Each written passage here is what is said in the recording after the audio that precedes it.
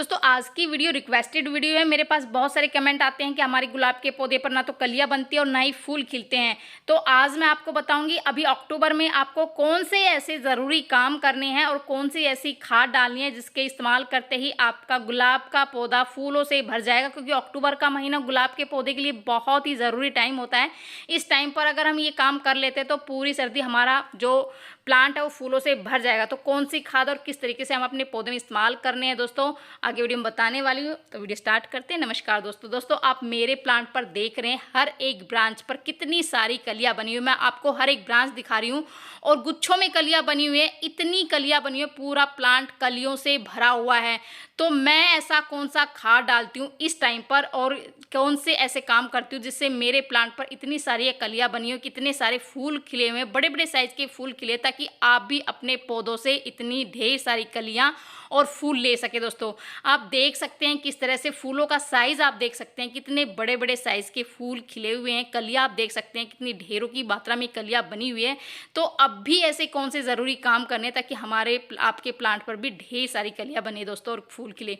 तो सबसे पहले कि जो अक्टूबर का महीना है वो हमारे गुलाब के पौधे के लिए कटाई छटाई का बहुत ही बढ़िया टाइम होता है। अगर इस टाइम पर हम अपने प्लांट की कटाई छटाई कर लेते हैं तो आने वाले टाइम में, आने वाली सर्दियों में हमारा प्लांट में इतनी सारी कलियां बनेगी, हर एक ब्रांच पर गुच्छों में फ्लावरिंग होगी दोस्तों, इतनी सारी। क्योंकि मैं जो अपने प्लांट पर करती हूँ वो मैं आपसे आगे शेयर कर रही हूँ दोस्तों। तो मैं अपने प्लांट पर इस टाइम पर कंजूसी बिल्कुल नहीं करती हूँ कटाई छटाई की, बिल्कुल बहुत ही हार्ड प्रूनिंग कर देती हूँ। जिससे होता क्या है कि हार्ड प्रूनिंग से क्या होता है कि जहाँ जहाँ से हम कट करते हैं ना, वहाँ से न्यू बेसल शूट्स निकलती है। और गुलाब के प्लांट पर जहाँ से पुरानी जो ब्रांचेज होती है उस पर फूल नहीं खिलते हैं, कलियाँ नहीं बनती है, जो भी नई ब्रांचेज निकलती है, जो भी जहाँ भी नई न्यू बेसल शूट्स निकलती है उसी पर ढेर सारी कलियाँ बनती है दोस्तों। इसलिए मेरे पौधे में इतनी सारे फूल वो खिलते रहते हैं। तो देखिए यहाँ से मैंने कट किया था कुछ टाइम पहले, तो यहीं से आप बिल्कुल पास से ही न्यू बेसल शूट निकली, नई ब्रांचेज निकली है और इसी पर कलियाँ बनेगी और ढेर सारी कलियाँ बनेगी दोस्तों। दूसरा ये कि हमारे प्लांट पर इस तरह से जब भी हम इस तरह से प्रूनिंग करते हैं, कट करते हैं, जहाँ जहाँ जिस भी ब्रांच को हम कट करते हैं उससे किसी भी तरह की फंगस की समस्या ना हो, तो अब वो आपको कोई भी किसी भी तरह का फंगिसाइड हो, अगर वो नहीं है तो आप हल्दी पाउडर का इस्तेमाल कर सकते हैं। क्योंकि हल्दी पाउडर एक एंटी बैक्टीरियल और एंटी फंगल इसमें प्रॉपर्टीज होती है, किसी भी तरह का फंगस हमारे प्लांट पर नहीं लगने देती दोस्तों। तीसरा ये है कि जहाँ से भी आप कट करते हैं वहाँ से आप न्यू बहुत सारी कटिंग अभी अक्टूबर के महीने में ग्रो कर सकते हैं। एक ही प्लांट से आप बहुत सारे प्लांट ग्रो कर सकते हैं। मेरा जो ये प्लांट है ये देसी गुलाब है दोस्तों, इतनी ज़बरदस्त खुशबू होती है जब इस पर इतने सारे फूल आते हैं तो पूरा गार्डन मेरा फूलों से महक जाता है। तो मैं क्या करती हूँ, जब भी अपने प्लांट की कटिंग करती हूँ तो मैं बहुत सारे न्यू प्लांट वो उसकी कटिंग लगा लेती हूँ। तो कटिंग मैं किस तरह से लगाती हूँ वो मैं बता देती हूँ दोस्तों। तो इस तरह से आपको 7 से 8 इंच की कटिंग लेनी है और कटिंग है ना वो थोड़ी जो मैच्योर ब्रांच है ना वही लेनी है। मैच्योर ब्रांच की आपकी इस तरह से 7 से 8 इंच की आपको इस तरह से कटिंग लेनी है। देखिए मैं कितनी सारी कटिंग, और मैंने एक ही प्लांट से न जाने कितने प्लांट ग्रो कर लिए हैं और बहुत सारे प्लांट मैं बांट भी देती हूँ। तो इस तरह से आप जो हमारा नेचुरल रूटिंग हार्मोन है जो कि एलोवेरा है, मैं बाज़ार से कोई भी रूटिंग हार्मोन नहीं खरीदती हूँ। मैं जब भी कटिंग लगाती हूँ एलोवेरा जेल में डिप करके लगा देती हूँ और मेरी बहुत सारी कटिंग वो सक्सेसफुल होती है दोस्तों, जो कि मैं आपको दिखाऊंगी कि मैंने बहुत सारी कटिंग है वो लगाई हुई। देखिए मैंने कुछ टाइम पहले, आज से 10-15 दिन पहले ये कटिंग लगाई थी इस तरह से। और देखिए इसमें भी न्यू जो है ना बिल्कुल कटिंग हमारी जो सक्सेसफुल हो चुकी है। ऐसे मैं बहुत सारी कटिंग लगाती हूँ और बहुत सारे मैंने इतने सारे गुलाब, क्योंकि मेरा जो गुलाब खिलता है ना तो बहुत सारे लोग मेरे पास आते हैं इसकी कटिंग मांगने के लिए, क्योंकि इतना ज़बरदस्त इसकी फ्लावरिंग होती है, बहुत ही बढ़िया। तो मैं भी इतनी सारी कटिंग है वो ग्रो कर लेती हूँ और फिर मैं बांट देती हूँ दोस्तों।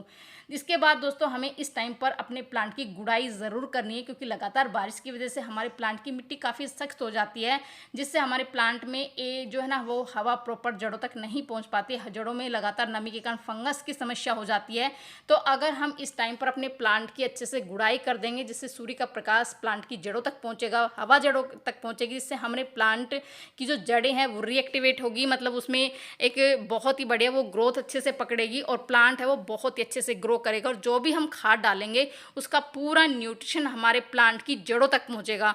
तो इस टाइम पर अगर हम प्लांट की जो मिट्टी है वो ढीली कर कर देते हैं, अच्छे से गुड़ाई कर देते हैं, वो बहुत ही बढ़िया काम करेगी। तो जैसे लगातार बारिश की वजह से क्या होता है कि जो भी हम न्यूट्रिशन भरी हमने पहले खाद डाली थी उसका सारा न्यूट्रिशन पानी की वजह से बह गया है, तो हमारी जो मिट्टी है वो बिल्कुल इसमें किसी भी तरह का न्यूट्रिशन नहीं है। तो हमें इस टाइम पर अपनी प्लांट की मिट्टी को रिचार्ज करना बहुत ही ज़रूरी है। इसमें खाद डालना और कौन कौन से मैं खाद इस टाइम पर डालने वाली हूँ अपने पौधे में, वो आगे मैं बताऊँगी दोस्तों।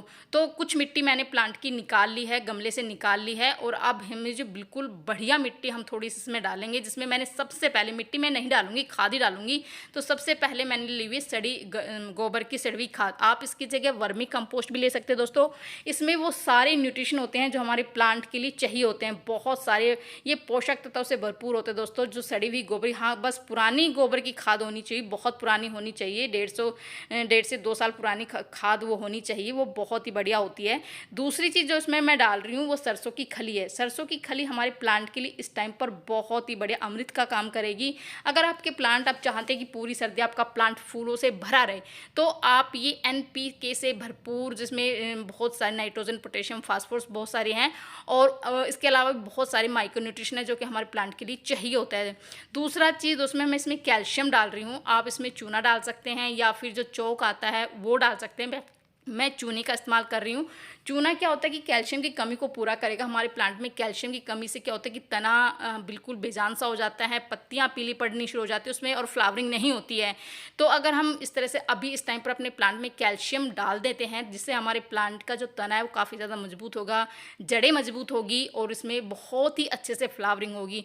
तो आप अपने प्लांट के हिसाब से, मतलब गमले के हिसाब से, आप 2-4 मुट्ठी इस तरह की डाल दी, जिसमें मैंने वो सड़ी हुई गोबर की खाद ली। आप वर्मी कंपोस्ट, जो भी आपके पास कंपोस्ट है उसका इस्तेमाल कर सकते हैं, और ये सारी खादें आप उसमें डालकर मिट्टी को रिचार्ज कर सकते हैं। इससे क्या होगा कि आने वाले टाइम में सर्दियों में आप 10 से 12 दिन के अंदर अंदर देखेंगे दोस्तों, आपके प्लांट में न्यू ग्रोथ स्टार्ट हो जाएगी, और इसमें इतनी सारी कलियाँ बनेगी, इतने सारे फूल खिलेंगे कि आप देखते रह जाएंगे, पड़ोसी देखते रह जाएंगे दोस्तों। क्योंकि मेरा जो प्लांट है वो इसी फर्टिलाइज़र का नतीजा है कि इतने सारे फूल मेरे प्लांट पर खिले हुए हैं, और काफ़ी बड़े बड़े साइज़ के फूल खिले हुए हैं।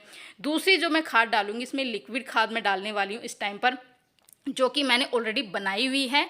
और ये आप देख सकते हैं, ये मिट्टी का छोटी सी मटकी है, और इसमें मैंने जो कंडे आते हैं ना, गोबर की गाय के कंडे, वो मैंने 2-3 दिन पहले भिगो दिए थे दोस्तों। देखिए ये गोबर की गाय के कंडे, और कंडे हैं वो भी काफ़ी पुराने थे, कम से कम 6 महीने पुराने कंडे होनी चाहिए, और उसका इस्तेमाल आपको करना है। तो आधा कंडे को आप इस तरह से 1 से 1.5 लीटर पानी में 2-3 दिन के लिए भिगो कर छोड़ दीजिए, और इसका जो लिक्विड फर्टिलाइज़र है वो बनकर बिल्कुल तैयार हो चुका है। और इसमें हम सिंपल 3 या 4 गुना सिंपल पानी में डाइल्यूट करके, आप जितने भी आपके गुलाब के पौधे हैं, गुड़हल के, जितने भी फ्लावरिंग प्लांट है उसमें आप डाल सकते हैं। 1-1 डब्बा भर के आप डाल सकते हैं दोस्तों, बहुत ही बढ़िया। क्योंकि अगर एक्स्ट्रा भी थोड़ा डल जाता है तो ये बिल्कुल ऑर्गेनिक है, किसी भी तरह का आपके प्लांट पर किसी भी तरह की हानि नहीं होगी, बहुत ही बढ़िया आपको रिजल्ट मिलेगा। छोटे छोटे प्लांट फूलों से भर जाएंगे। मेरा जो प्लांट है मैंने कटिंग से तैयार किया था, और आप देख सकते हैं किस तरह से जो है ना, छोटे से प्लांट पर इतने सारे फूल खिले हुए हैं। और इस तरह से पत्तियां जो सड़ी गड़ी, जैसे पत्तियां पीली पड़ जाती, सूख जाती, उसको भी आप तुरंत निकाल दें, जिससे प्लांट हमारा काफ़ी ज़्यादा हेल्दी रहेगा, और बहुत सारे इसमें फूल खिलते रहेंगे। बहुत ही बढ़िया काम करेगा दोस्तों।